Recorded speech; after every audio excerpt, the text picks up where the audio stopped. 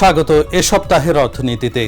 এবারের বিষয়, বাংলাদেশ কি স্ট্যাগফ্লেশন বা নিশ্চলতা স্ফীতির পথে হাঁটছে?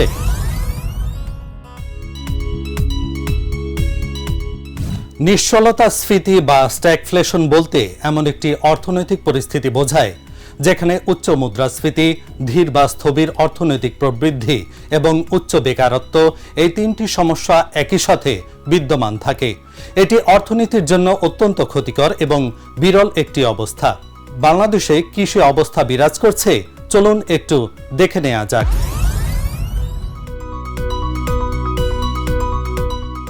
জিডিপি প্রবৃদ্ধি প্রায় 4% নেমে আসা এবং মূল্যস্ফীতি উচ্চ এক অঙ্কে আটকে থাকার প্রেক্ষাপটে বাংলাদেশ এখন এমন এক পরিস্থিতিতে প্রবেশ করছে যাকে মাঝারি মাত্রার স্ট্যাগফ্লেশন বলা যায়।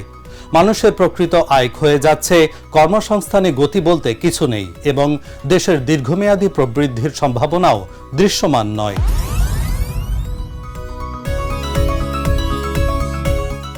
পরিস্থিতি যা তাকে পূর্ণ মন্দাবস্থা বলা যাবে না, তবে ভালোও নয়।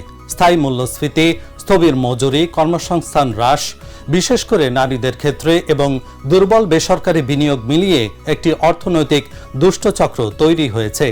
স্ট্যাগফ্লেশন এ কারণেই বলা হচ্ছে যে এ সময় উচ্চ বেকারত্ব ও চাহিদার অভাব থাকা সত্ত্বেও মূল্যস্ফীতি বাড়তি থাকছে।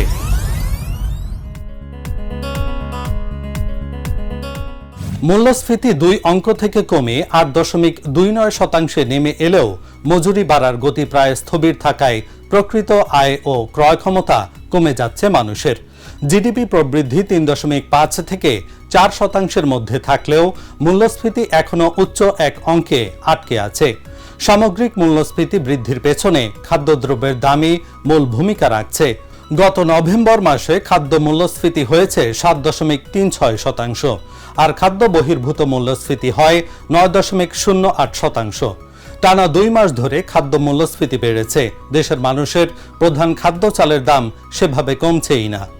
খাদ্য মূল্যস্ফীতিতে নভেম্বর মাসে সবচেয়ে বড় অবদান ছিল চালের। নভেম্বর মাসে খাদ্য মূল্যস্ফীতিতে চালের অবদান ছিল 40.28%। খাদ্য মূল্যস্ফীতির পেছনে পণ্য সরবরাহের জায়গায় কাঠামোগত কারণ বড় ভূমিকা রাখছে। বিশেষ করে সরবরাহ শৃঙ্খলে চাঁদাবাজি এবং চাল, পেঁয়াজ, ভোজ্য তেল ও চিনির মতো নিত্য প্রয়োজনীয় পণ্যে সিন্ডিকেটের বাজার নিয়ন্ত্রণ এই প্রভাব তৈরি করছে।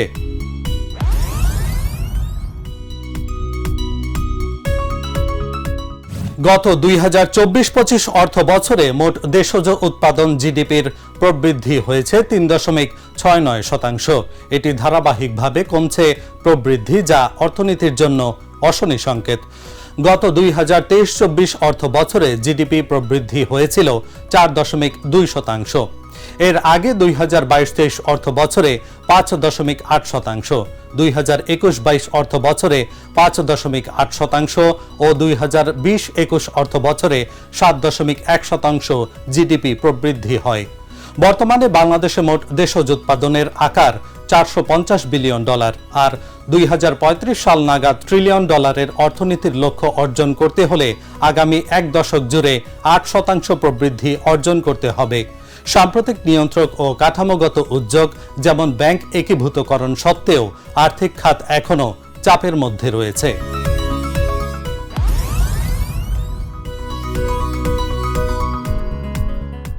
সামষ্টিক স্থিতিশীলতার জন্য 3টি বিষয় গুরুত্বপূর্ণ। এগুলো হলো মূল্যস্ফীতি নিয়ন্ত্রণ, বৈদেশিক ভারসাম্য রক্ষা এবং আর্থিক খাতের স্বাস্থ্য পুনরুদ্ধার।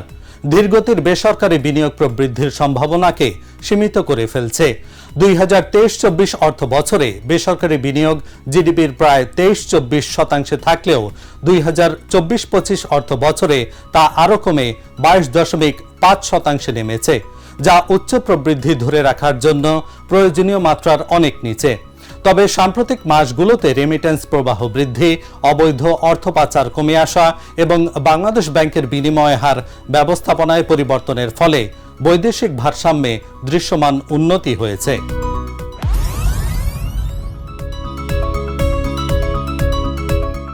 শ্রমশক্তি জরিপ 2024-এর তথ্য অনুযায়ী দেশে মোট কর্মসংস্থান কমেছে 17,40,000, যার মধ্যে 16,40,000 অর্থাৎ প্রায় 94% হলেন নারী। এটি অন্তর্ভুক্তিমূলক উন্নয়নের ধারণাকেই প্রশ্নবিদ্ধ করে।